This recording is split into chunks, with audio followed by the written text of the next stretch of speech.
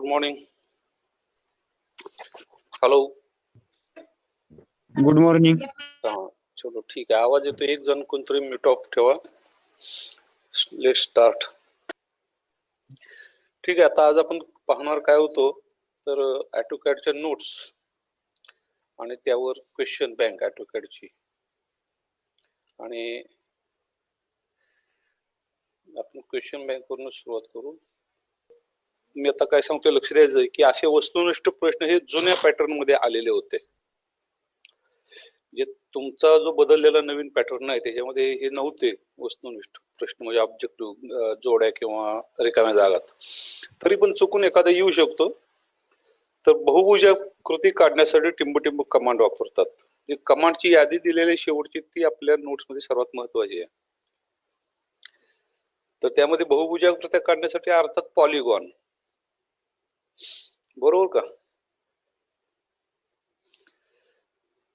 लक्षात येते सर्वांना?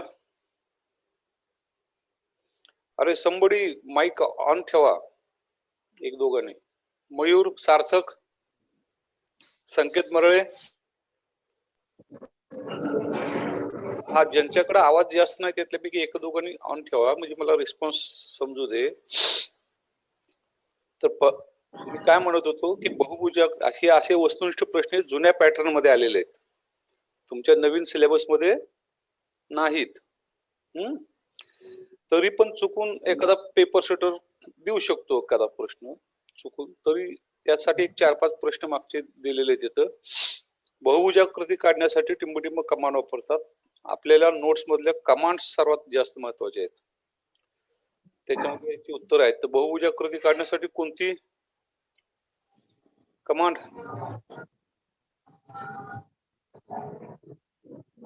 तुम्ही कोणी बोलत नाही? पॉलिगॉन. पॉलिगॉन. गुड. बहुतेक सगळेजण ऑन करून गेम वगैरे खेळत बसत नाही ना? ड्रॉ मेनू मधील कमांडची नावे सांगा. तर त्यामध्ये लाईन कमांड आहे, रेक्टँगल आहे, सर्कल आहे, आर्क, पॉलिगॉन, कन्स्ट्रक्शन लाईन. आता इतकं जरी डिटेल नाही आठवले, 2-3 कमांड तर सांगता आले पाहिजे. एक गुणासाठी जर प्रश्न असेल तर 2-3 कमांड जरी सांगितले तरी पुरेसे आहेत, बरोबर? त्यामुळे लाईन, रेक्टँगल, सर्कल, इथे अशी 2 ते 3 नावं तुम्ही इथे लिहिली असतील तर इथं पुरेसं आहे. मॉडिफाय मेनू मधील कमांडची नावे सांगा. एक लक्षात घ्या, प्रश्न काळजीपूर्वक वाचणं परीक्षेत दिसणं अत्यंत महत्वाचं असतं. कारण मुद्देसूद उत्तर हा फार महत्वाचा भाग असतो. तुम्ही 10 ओळी लिहिल्या पण त्यातला मुद्दा नसेल तर त्याचा काही उपयोग असत नाही. त्यामुळं काय मयूर, एक्झॅक्ट मार्क्स पडायसाठी मला जे अपेक्षित आहे ते सांगतो बघा. मॉडिफाय मेनू मधील कमांडची नावे सांगा. नावे फक्त विचारलेत ते, आणि ते कुठली तर मॉडिफाय, त्यावेळी चुकून ड्रॉ मेनू मधली टाकून चालणार नाही. मॉडिफाय मेनूतली यादी सर्वात शेवटी दिलेली आहे नोट्स मध्ये. त्याच्यामध्ये मिरर, आरे, फिलेट, कॉपी, इरेज अशा काही कमांड ज्या आहेत मॉडिफाय मेनू, त्याची 2-3 नावं जर तुम्ही सांगितली, 1 गुणासाठी पुरेशी. 2 गुण असते ते 4 नावं तरी आली पाहिजेत. ऑटोकॅड मध्ये टिंबटिंब ही आज्ञा समांतर रेषा व समकेंद्री वर्तुळे काढण्यासाठी वापरतात.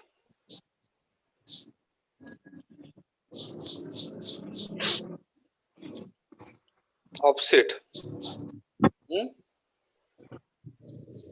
ऑटोकॅड मध्ये इरेज व मूव आज्ञेचा उपयोग लिहा. आता हे दोन्ही आज्ञा मॉडिफाय मेनूत आहेत शेवटी. आता तुम्ही उत्तर चाळू नका, मी सांगतो इथं आहेत फक्त. इरेज नावावरून आपल्या लक्षात येतं की ड्रॉइंगचा काही भाग खोडून टाकणे, आणि मूव या शब्दावरून आपल्याला समजते की मूव करणे म्हणजे एका ठिकाणाहून ड्रॉइंग दुसरीकडे सरकवणे.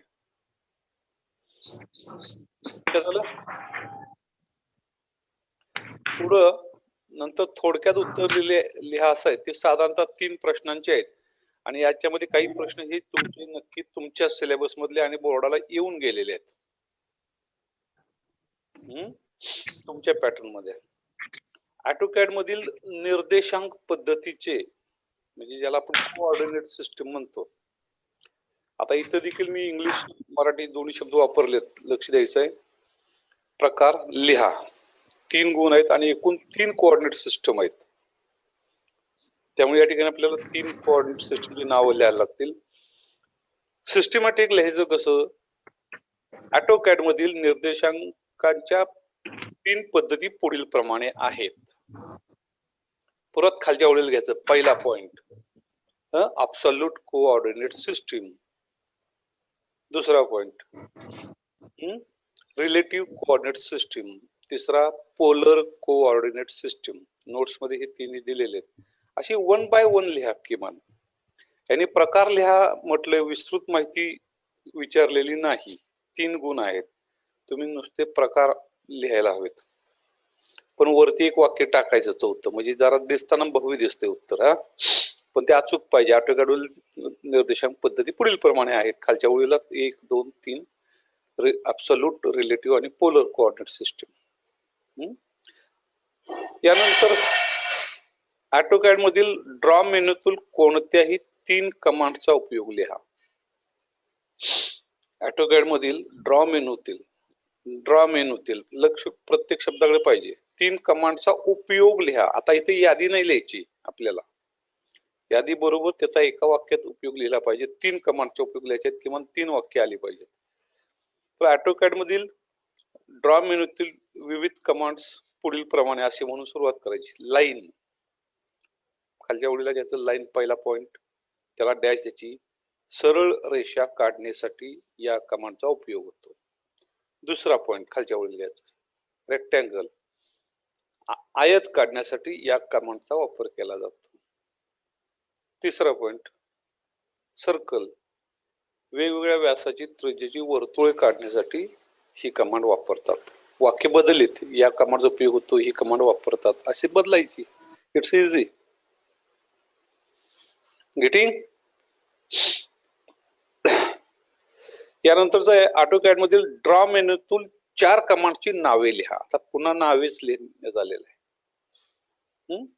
तर ऑटोकॅड मधील विविध ड्रॉ कमांड्स पुढील प्रमाणे आहेत असं लिहून पुन्हा खालची ओळ घ्यायची. पहिला पॉइंट लाईन, दुसरा पॉइंट रेक्टँगल, तिसरा पॉइंट आर्क, सर्कल, चौथा पॉइंट कंस्ट्रक्शन लाईन, पाचवा पॉलिगॉन.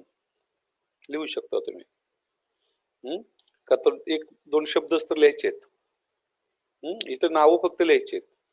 मगाशी त्याच्या वरचा प्रश्नामध्ये आपण कमांडची नावे सांगून उपयोग लिहिलेले आहेत. इथं आता कमांडची नावे लिहायची आहेत. आता पाचवा, ऑटोकॅड मधील मेनूतील 3 टूलबारची नावे लिहा. आता ह्या प्रश्नाचं उत्तर कोण सांगू शकतंय काय?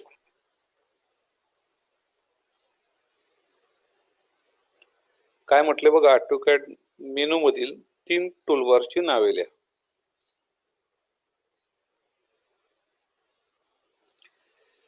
टूलबार हा पॉइंट मी पाठीमागे ठेवलेला होता. बघायचं तुम्हाला अभ्यास कुणी केलाय, नोट्स कुणी वाचल्यात पाहिजे मला. कोण बोलतोय? मरळे, स्नेहा, मुलींच्या पैकी कोण? वेद पाठक, अभि मोरकुटे. ऑटोकॅड मधील टूलबार याची यादी आपण दिलेली नाही. एकदम सुरुवातीला जो स्क्रीन शिकवला जातो, ऍक्च्युली आत्ताच्या पॅटर्न मध्ये तो 9वीला आहे, पण तो टायटल बार. हा नाही, आता इथं काय टायटल बार हा बार आहे. ऑटोकॅड मधल्या मेनू मध्ये वेगवेगळे बार आहेत. टूल बार म्हटलेला आहे. म्हणजे टूल बार पण अनेक आहेत, की 2 बार टूल बार आपल्याला लक्षात आहेत. ड्रॉ टूल बार आणि मॉडिफाय टूल बार. लक्षात घ्या, हे 2 तर आहेत. ड्रॉ टूल बार म्हणजे त्याच्यामध्ये लाईन, रेक्टँगल हे आपण बघतोय. मॉडिफाय मध्ये इरेज, मूव्ह, ट्रिम, अरे, अपसेट वगैरे. तसाच मग अजून एक टूल बार म्हणजे लेअर टूल बार किंवा डायमेन्शनिंग टूल बार एक असतो. म्हणजे माप देण्यासाठी किंवा लेअर म्हणजे वेगवेगळ्या ड्रॉइंगचे लेअर्स एकमेकावर. म्हणजे आता आपला अभ्यासाचा भाग नाही, थोडासा आउट ऑफ आहे हा प्रश्न. तर डायमेन्शनिंग टूलबार आहे किंवा लेअर टूलबार आहे. लाईनचे वेटेज द्यायचा एक टूलबार आहे. लाईन्स किती जाड, कुठली किती बारीक वापरायची आहे, कोणकोणत्या प्रकारच्या लाईन्स वापरायच्या ते त्याच्यामध्ये आहे. म्हणजे त्यापैकी आपण जर डॉटेड लाईन सिलेक्ट केली तर लाईन कमांड देताना ती डॉटेड लाईन उठणार. अलग लक्षात. अशा म्हणजे लाईन टूलबार म्हणा, ड्रॉ टूलबार आणि मॉडिफाईड टूलबार. तिथं पेन्सिलनं मार्क करून टाका ते 3. ज्यांच्या समोर प्रश्नसंच आहे त्यांनी तिथं मार्क करून टाका. ड्रॉ टूलबार, मॉडिफाईड टूलबार आणि लाईन टूलबार.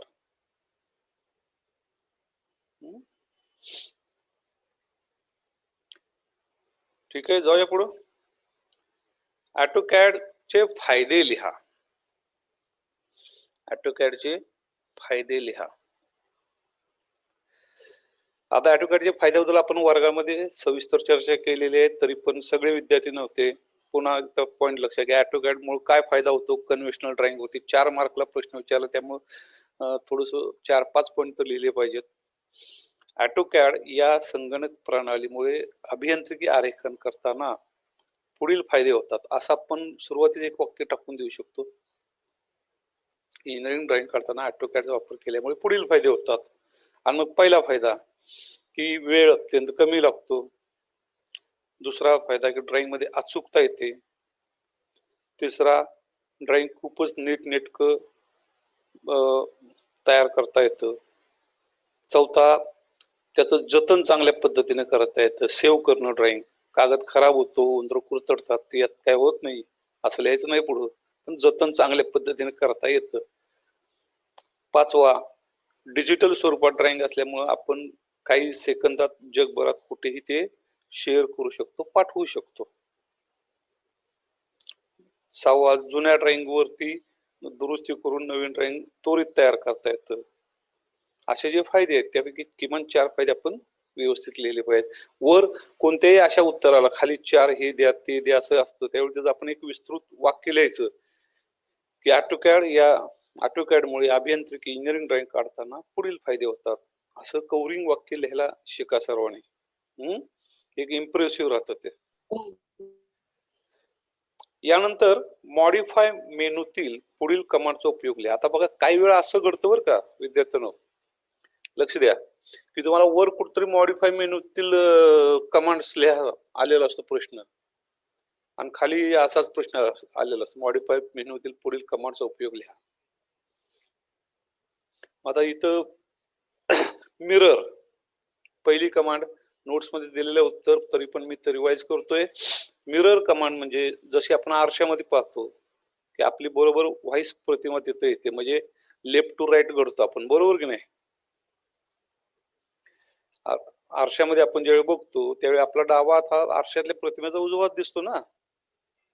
जसे की आपल्या हॉलच्या बरोबर सेंटर वरून जर एक रेषा काढली दक्षिण उत्तर, तर जशी पूर्वीची विंग आहे तशीच पश्चिमेची विंग आहे, आपली 9वीची विंग आहे तशीच 10वीची विंग आहे, नाही का.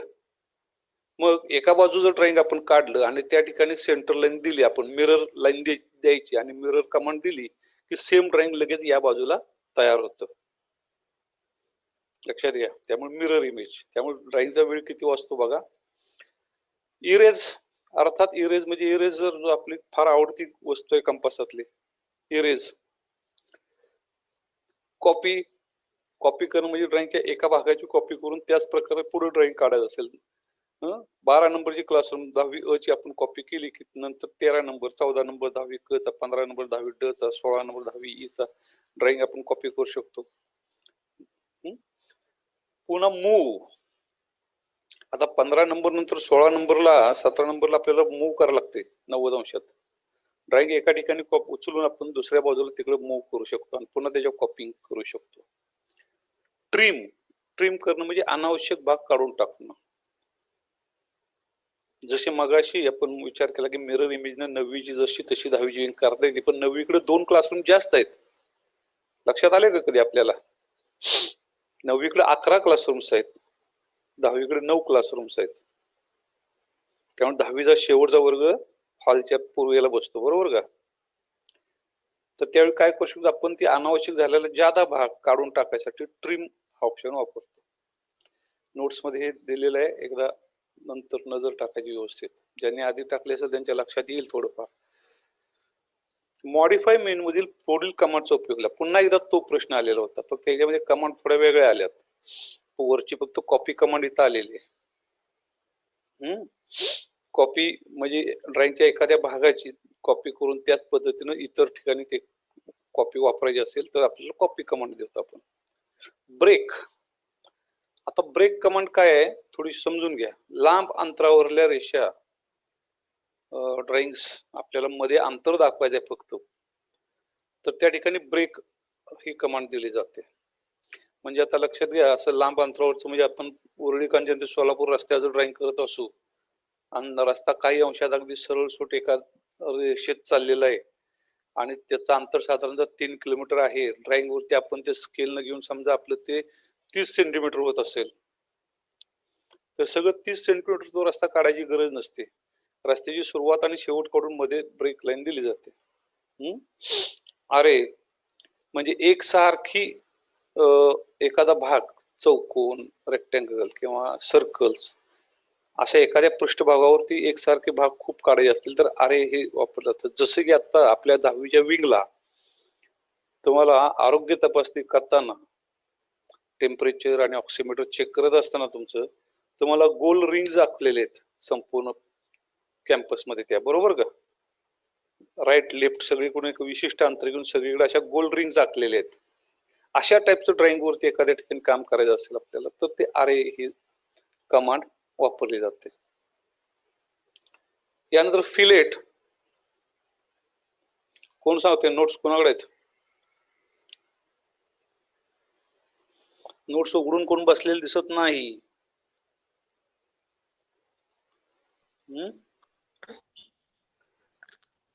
या ठिकाणी दाखवतो, या ठिकाणी तुम्हाला या सगळ्या कमांड मॉडिफाय टूल बार त्या सगळ्या दिलेले आहेत.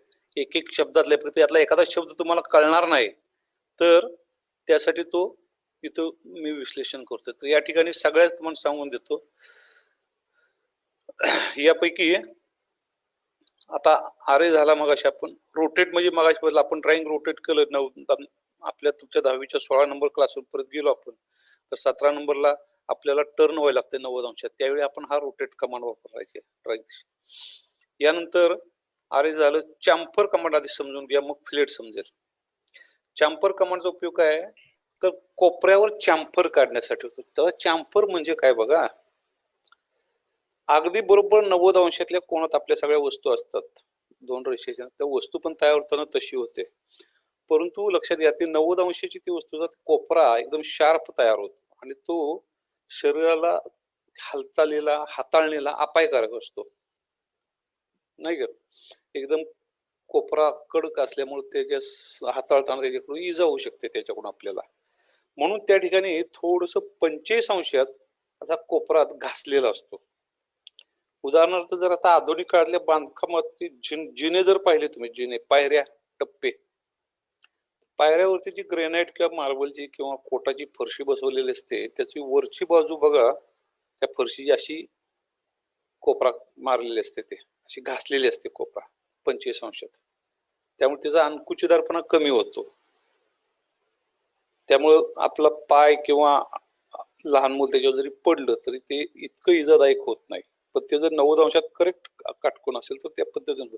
आणि अशा अनेक वस्तू तुमच्या अवतीभोवती तुम्हाला दिसतील की ज्याला चॅम्पर केलेला असतो.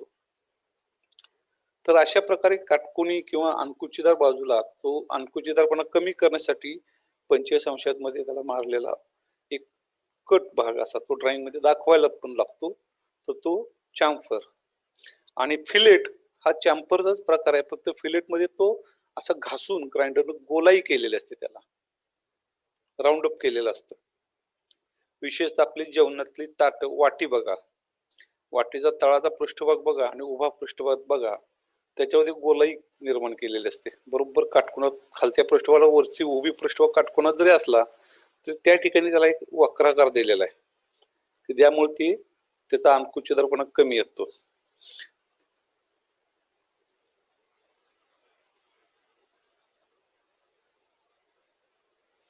स्क्रीन दिसतोय ना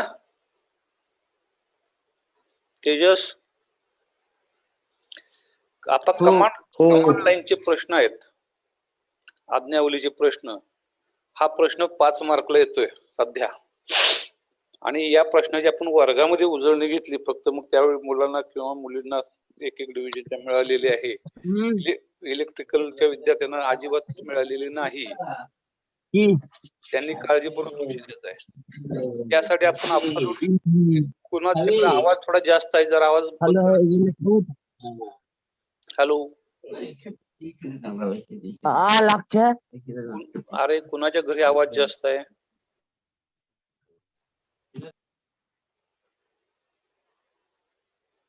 हा ठीक आहे. आता इथं बघ पहा, खालील आकृतीत दर्शवलेला षटकोन काढण्यासाठी कमांड लाईन्स आज्ञावली पूर्ण करा. आता हे षटकोन मागच्याच प्रश्नपत्रिकेतला प्रश्न आहे.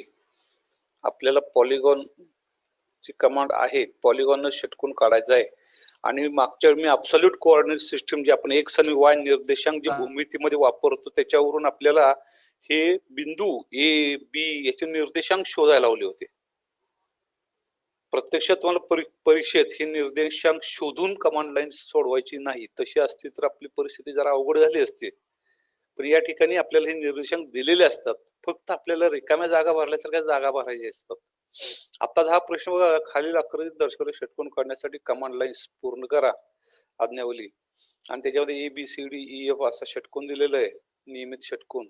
आणि पुढे प्रश्नाला त्याच्या डाव्या बाजूला उजव्या बाजूला पहा कमांड, नंबर ऑफ साइड्स वगैरे हे सगळं असंच परीक्षेत दिलेलं असतं. तिथनं उचलूनच मी इथं टाकलंय.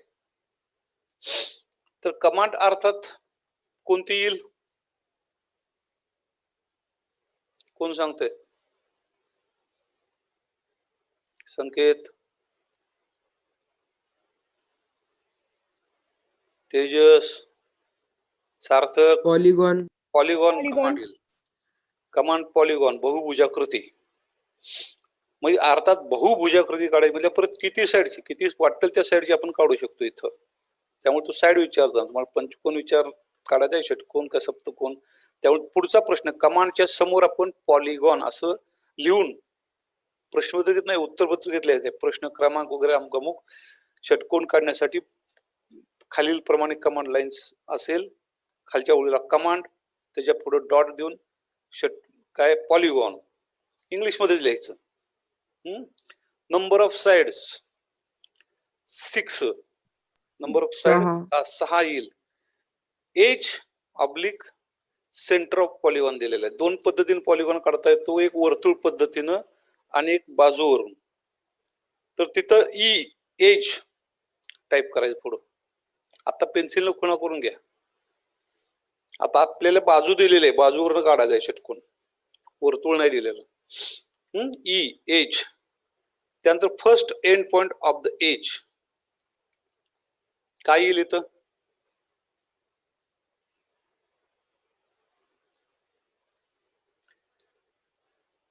जी एक एज म्हणजे बाजू, षटकोनाच्या एका बाजूचा एक पॉइंट द्या.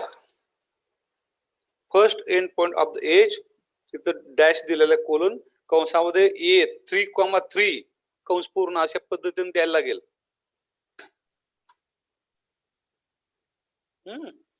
3,3.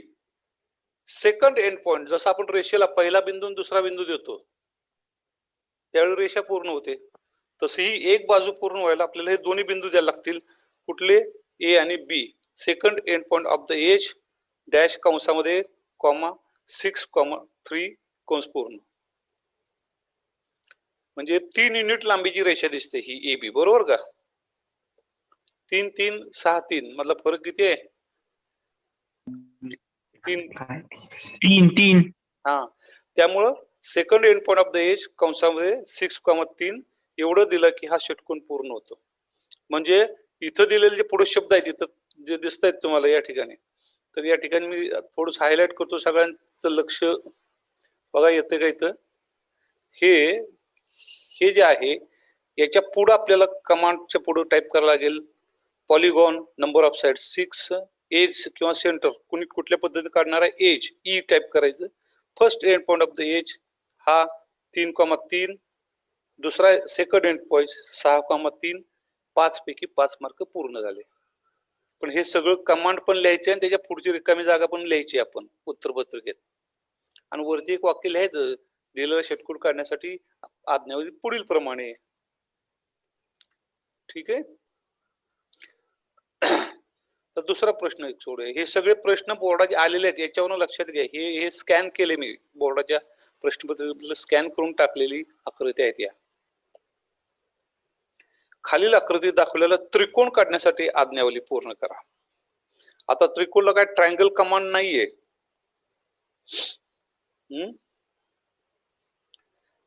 मग इथं आपण काय करायचं, कुठली दोन पद्धतीने काढता येऊ शकेल त्रिकोण. आपल्याला पॉलिगॉन सुद्धा काढता येतो, परंतु इथं त्यांनी काय दिलेलं आहे ते पाहायचं. तिन्ही पॉइंट दिलेले आहेत आपल्याला, बरोबर. या ठिकाणी लक्षात येते तुम्हाला, इथं तिन्ही पॉइंट दिलेले आहेत. म्हणजे आपण लाईन कमांडनं हा ट्रायंगल काढायचा आहे. आणि यासाठी आपण काय करायचं, इथं पहिलं कमांडला आपण काय टाईप करायचं, लाईन फ्रॉम पॉइंट. आपण फर्स्ट पॉइंट म्हणत होतो, शिकतो ना, फ्रॉम पॉइंट ऑफ 4,5 पहिला पॉइंट. 2 पॉइंट. आता ही रेषा काढायची. पहिल्या ह्या पॉइंट पासून निघाल्यानंतर कुठून निघणार रेषा, एक तर इकडे निघेल किंवा एक तर इकडे निघेल. आपण इकडून जाऊया. 2 पॉइंट कंसात 8,5. त्यानंतर 2 पॉइंट, त्यानंतर ती रेषा कमांड चालूच राहील. पुढची रेषा ह्या पॉइंटला 6,9. परत इथून आपल्याला इथे यायला लागेल पहिल्या पॉइंट कडे. परत 2.4,5 आणि त्याच्या पुढे एकदा एंटरचं चिन्ह काढायचं, पुन्हा डबल एंटर, ENTR किंवा लिहायचं एंटर. इथंही आपला हा ट्रायंगल पूर्ण होतोय. 5 पैकी 5 गुण मिळायला काय हरकत नाही. आता तर मला सांगू शकाल का, तुम्ही सगळे हे 5 पैकी 5 गुण घेणार का? या ठिकाणी पण याच पद्धतीने polygon, number of sides 5, edge किंवा सेंटर. इथं पण एजच द्यायचे. First point 2,4, second point 5,4. इथं परत प्रश्नाकडे काळजीपूर्वक बघा. चारही निर्देशांक दिलेत, म्हणजे लाईन कमांडनं जायचं आपण. समजा 2च दिले असतील, A आणि C दिला असता किंवा D आणि B दिला असता, तर फर्स्ट कॉर्नर पॉइंट आणि सेकंड कॉर्नर पॉइंट ते दोन्हीचे निर्देशांक द्यायला लागतील.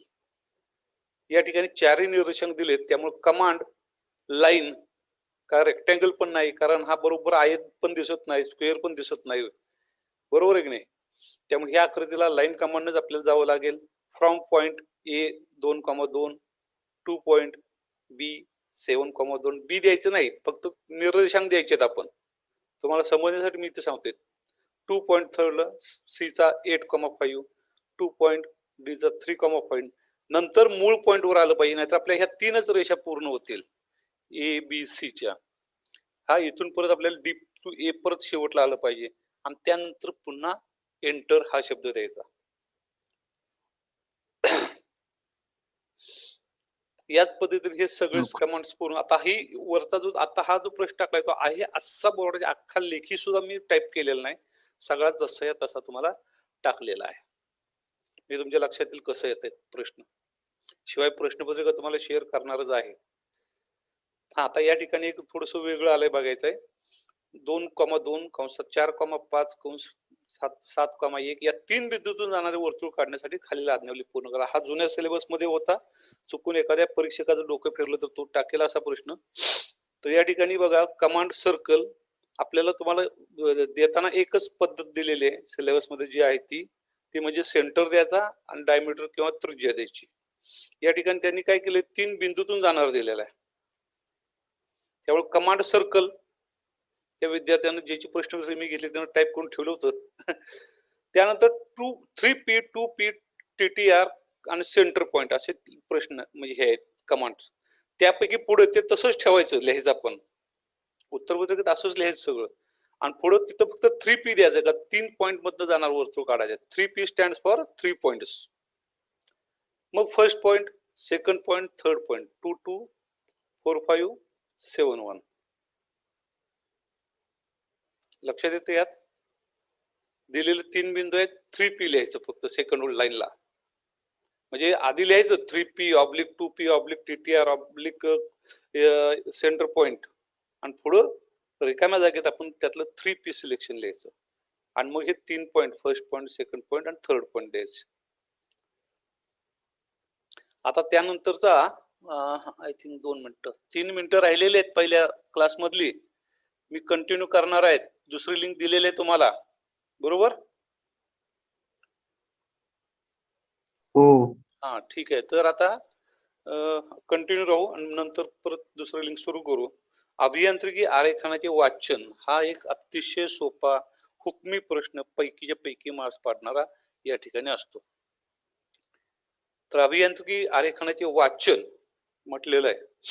आता या ठिकाणी वाचन म्हणजे वर्गात परवा सांगत होतो मी की आपण ड्रॉइंग काढतो ते दुसऱ्याला कोणाला तर समजत आहे. Drawing is a language used by engineers आपण 9वी मध्ये म्हणत होतो. आपल्याला जी संकल्पना सांगायची ती आपण ड्रॉइंगच्या भाषेत सांगतो. ह्या वस्तूचा आकार असा, ह्या वस्तूला एवढं छिद्र आहे वगैरे या पद्धतीने. तेच आपल्याला सुद्धा ते वाचता आलं पाहिजे दुसऱ्याने काढलेलं ड्रॉइंग. तर समोर ड्रॉइंग दिलेलं आहे. प्रश्न असा असतो की आकृती क्रमांक 1 संलग्नचा अभ्यास करून खालील प्रश्नाची उत्तरं लिहा. आणि बोर्डाच्या प्रश्न आधी दिलेले असतात आणि सगळ्या संलग्न आकृत्या पाक शेवटी दिलेल्या असतात. त्यामुळे कुठल्या आकृतीचा प्रश्न कुठं आहे ते बघावं लागेल काळजीपूर्वक. इथं आकृती क्रमांक 1 म्हटलेलं असतं.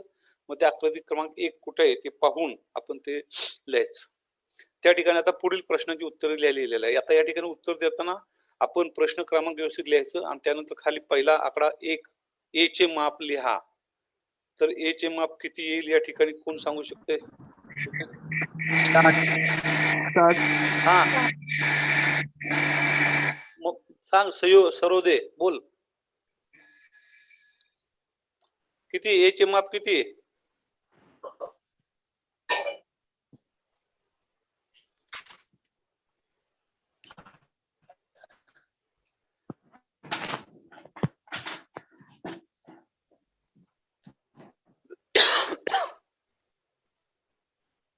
अरे कोणीतरी एक जण 60. गुड, बरोबर. या ठिकाणी मला पॉइंटर आणता येते का? जस्ट मिनिट बघतो. पीडीएफ ला पॉइंटर येतच नाहीये. हा या ठिकाणी फक्त तुम्हाला बारीक स्क्रीनवर दिसत असेल बघा. टोटल लांबी खाली फ्रंट व्ह्यू मध्ये दिलेले 120. 120 दिलेले आणि या ठिकाणी टॉप व्ह्यू मध्ये बघा सेंटर लाईन आहे. सेंटर लाईन पासून एज 30 दिलेले आहे. म्हणजे इथं 30 म्हणजे याचा अर्थ हे 30 आणि हे 30 आलं इकडं. हे जे 30 दिसतंय का माझं पोझिशनिंग कुठं आहे ते? हो का? हे 30 असेल तर हे पण 30 येणार because this is centre line.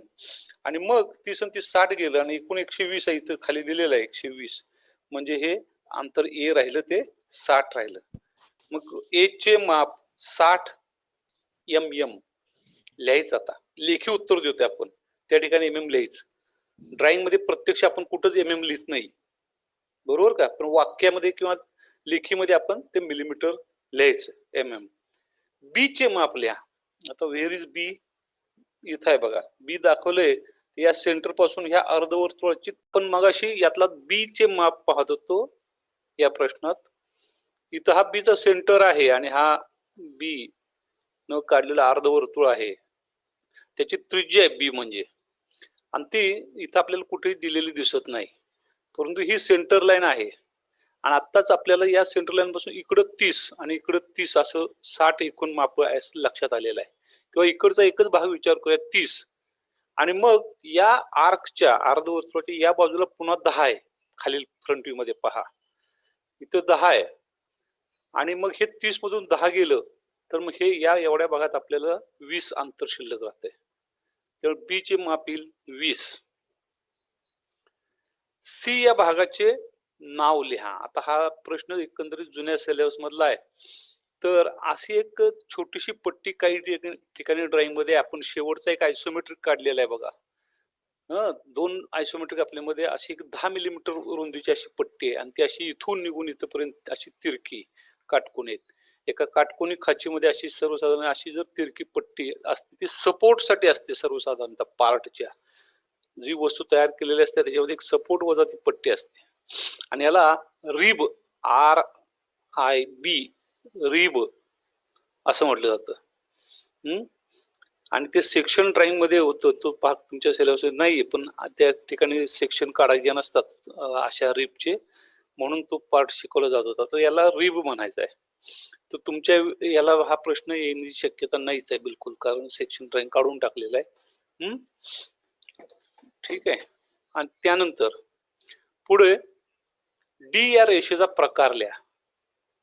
ही तर डी ही रेषा म्हणजे सेंट्रल लाईन पद्धतीने आहे. आता त्यातलाच तसाच एक दुसरा प्रश्न बघूया. आकृती क्रमांक 1 संलग्नचा अभ्यास करून खालील प्रश्नांची उत्तरे लिहा. जॉबची एकूण लांबी लिहा. या ठिकाणी पण प्रश्न क्रमांक टाकायचा व्यवस्थित. त्यानंतर पहिला प्रश्न त्याला पण एबीसीडी असणार आहे. इथं मी दिलेलं नाही ते. एक किंवा 1 2 3 4 असतील. एक जॉबची एकूण लांबी असं लिहून पुढे लिहायचं. का तर एकचा 1 मार्क म्हणजे एकूण 4 किंवा 5 मार्क मिळणार आहेत आपल्याला त्यात. जॉबची एकूण लांबी किती येते पहा. तुम्हाला आकृतीमध्ये एकत्र कुठंच दाखवलेलं नसणार आहे ते. You have to do some calculations. तर पहिली टॉप व्ह्यू मध्ये आपण बघूया. 45 नंतर 15 आणि 30. 45 आणि 15 60, 30 90 आणि मग पुढे किती येईल.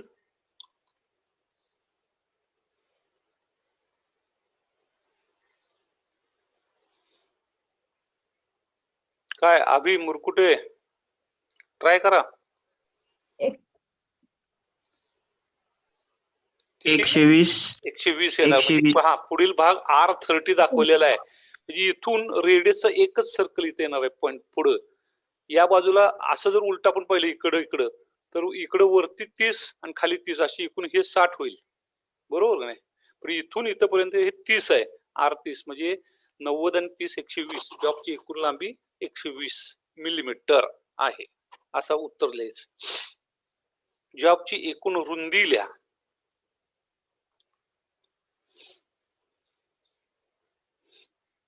वरती टॉप व्ह्यू आहे. रुंदी टॉप व्ह्यू मध्ये मिळणार. हा थोडस कन्फ्युज करतोय बघा. फ्रंट व्ह्यू मध्ये आपल्याला उंची आणि लांबी मिळते. टॉप व्ह्यू म्हटलेल्या वरच्याला बरोबर म्हणजे थर्ड अँगल मेथडनं जाय. रुंदी मगाशीच आपण काढली. या दोन्ही बाजूला जर ही आर रेडियस फिरली तर इथून इकडे 30, तशीच इथून इकडे 30 येणार आहे. इथून या सेंटर बिंदूपासून इकडे 30, इकडे 30. शिवाय इथं कॅल्क्युलेशन करायला तुम्हाला सांगते, पण इथं पण त्यांनी बी दिलेला आहे. म्हणजे हे 30 अधिक 30 60. जॉबची एकूण रुंदी 60. पुन्हा विचारले ए चे माप लिहा. बघा ए कुठं आहे. फ्रंट व्ह्यू मध्ये आहे. इथून इथपर्यंत. इथून म्हणजे असं प्रोजेक्शन आपण वर चेक करू. हे इथून हे 30 आणि त्याच्या पुढे 30 आहे. ए चे माप आलं 60. साहजिकच. पुन्हा बी चे माप. बी कुठं आहे. इथं आहे. हे एकूण 60 आलेलं आहे. इथून इथपर्यंत म्हणजे 15 30 45 म्हणले हे बी पण 15 आलं. 25 अधिक 15 60 होणार. अशा पद्धतीचे हे जे पुढचे प्रश्न आहेत तसे अत्यंत सोपे प्रश्न आहेत. हे कोण करते. मी लक्ष जर दिलं तर सापडेल. रेषा ओढतोय.